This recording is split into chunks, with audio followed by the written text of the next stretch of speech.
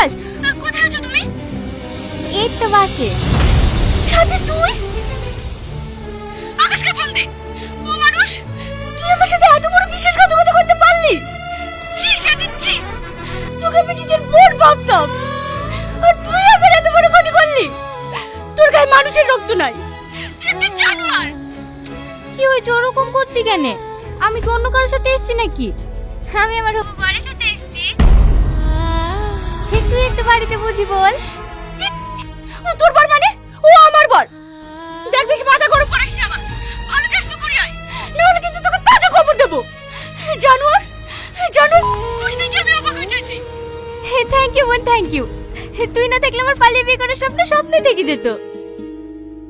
এই জানোয়ার, কোথায় আছিস তাই বল। আমি গেলে কিন্তু তোর কলিজা টেনে ছিঁড়ে ফেলবো। আমি জানি তুই আসলে ভালো লাগতো, কিন্তু তুই আসলে বাড়ি সামলাবে কে? তুই একটু আব্বা আমাকে বুঝা, দেখ সব ঠিক হয়ে যাবে। রাখলাম বোন। খবরদার ফোন রাখবি নি। এই শোন,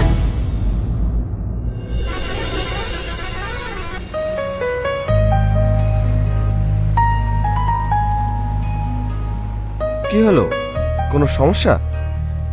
না না, ওই বাড়িতে একটু টেনশন করছিল, বলে দিলাম। আর কোনো সমস্যা নাই।